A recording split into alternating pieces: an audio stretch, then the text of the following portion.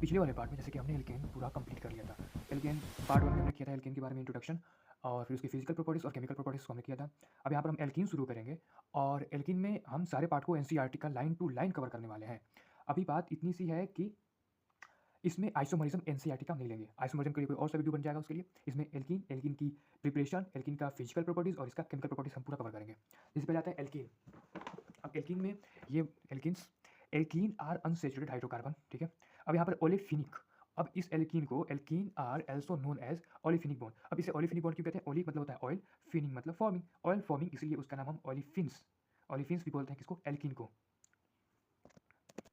अब ये ओलिफिनिक से मतलब एल्कीन को हम ऑयल फॉर्मिंग क्यों बोले? तो यहाँ पर लिखा है एनसीईआरटी क्या बोल रहा है कि सिंस द फर्स्ट मेंबर, तो since the first member ethylene or ethene was found to form an oily liquid on reaction with chlorine, तो was found to form an oily liquid on reaction with chlorine, इसीलिए हम इसे किसे alkene को हम क्या बोलते हैं? ऑयल फॉर्मिंग भी बोलते हैं या फिर ओलिफिन्स भी बोलते हैं।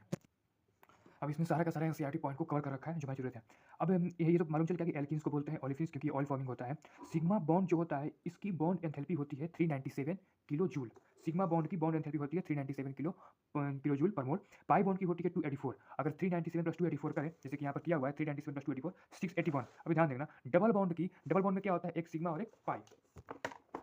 डबल बॉन्ड की जो बॉन्ड एंथैल्पी होती है ये होता है 681 किलो जूल पर मोल। अब कार्बन कार्बन सिंगल बॉन्ड की, सिग्मा बॉन्ड की तो होती है 397, लेकिन वो सिंगल बॉन्ड जो दो कार्बन के बीच में लगा हुआ है इसकी बॉन्ड एंथैल्पी होती है 348 किलो जूल पर मोल। इसे बोल इथेन, दो कार्बन चल के सिंगल बॉन्ड इथेन ही बनेगा।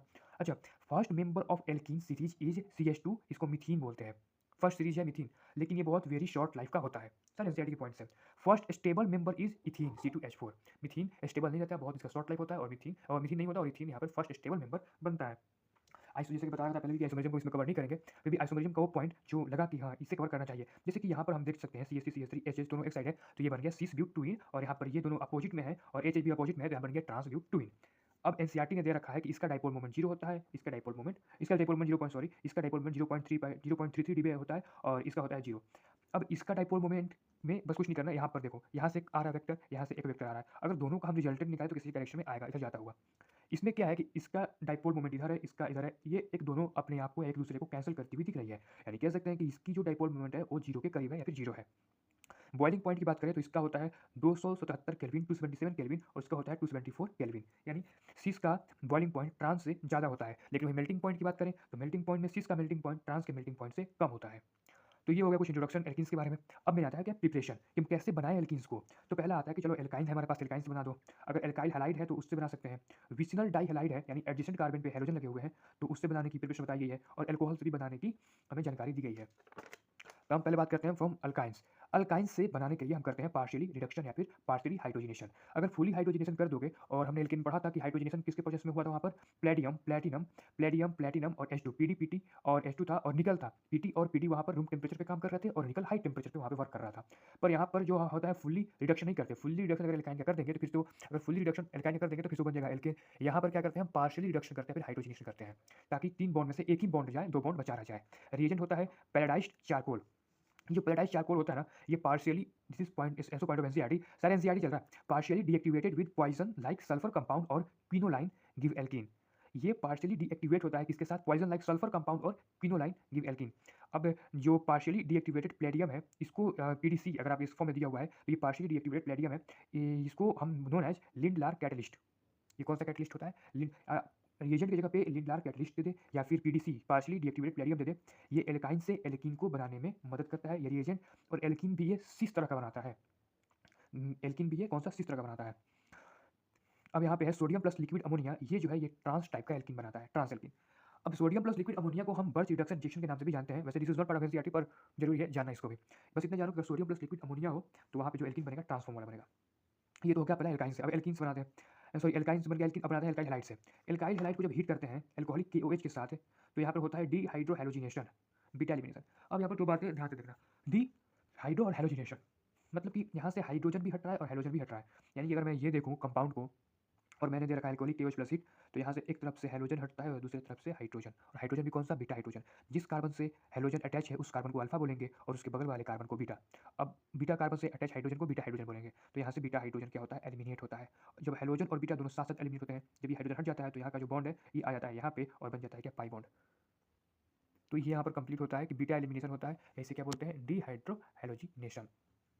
ट्रांजिशन स्टेट भी बनता है यहाँ पे, एक तरह से हैलोजन जा रहा होता है, एक तरह से बीटा हाइड्रोजन जा रहा होता है। एक तरीके पे क्लोरीन, ब्रोमीन, आयोडीन, फ्लोरीन तो होगा नहीं क्योंकि ये बहुत स्ट्रॉन्ग बॉन्ड बनाते हैं, टूट नहीं पाता वो। रेट ऑफ रिएक्शन की बात करें तो हैलोजन में आई सबसे ज़्यादा रेट ऑफ रिएक्शन दिखाता है, फिर ब्रोमीन, फिर क्लोरीन, और एल्काइल में 3 डिग्री, 2 डिग्री, 1 डिग्री। अब हमें क्या है, अब हमें बनाना है फ्रॉम विसिनल डाइहैलाइड से एल्कीन।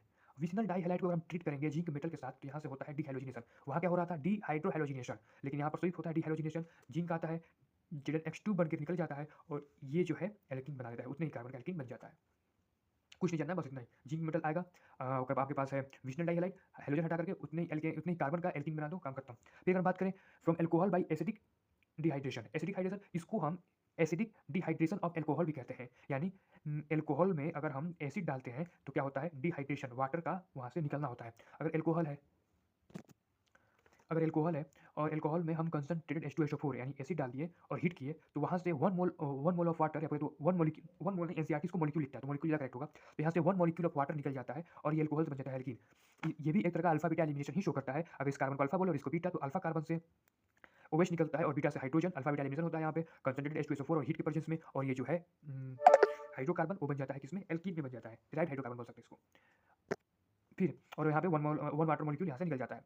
तो बस इतना ही था, 4 था और चारों हमने पढ़ लिया। पहला क्या था, हम क्या सीख रहे थे यहाँ पे, हम सीख रहे थे एल्कीन को बनाना। एल्कीन को हम कैसे बनाएं, तो पहली बात है कि एल्कीन को बनाने के लिए हमारे पास चीज़ क्या है, तो एल्काइन से बनाना सीखा, एल्काइल हैलाइड से बनाना सीखा। यहाँ पे एक हाइड्रोजन था, यहाँ 2 हाइड्रोजन लगा के विसिनल डाइहैलाइड से बनाना सीखा, और फिर हम एल्कोहल से बनाना सीखे। और एल्कोहल में क्या चाहिए, हमें कंसंट्रेटेड एसिड चाहिए और हीट चाहिए, एक मोल ऑफ वाटर निकाल देंगे, जितने कार्बन का प्रोडक्ट है जितने कार्बन का स्पष्ट है उतने कार्बन का प्रोडक्ट बना करके यहाँ पर रेडी हो गया।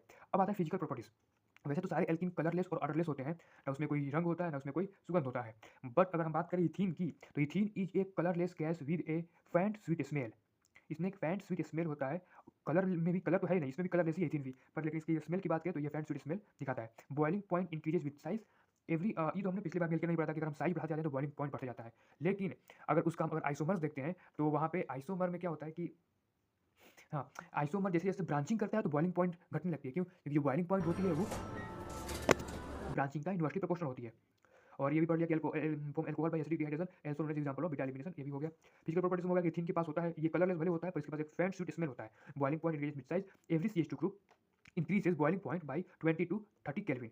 यानी कि आप जैसे जैसे CH2 ग्रुप उस चैन में जोड़ते जाओगे वैसे वैसे उसका बॉइलिंग पॉइंट 20 से 30 केल्विन बढ़ते जाएगा।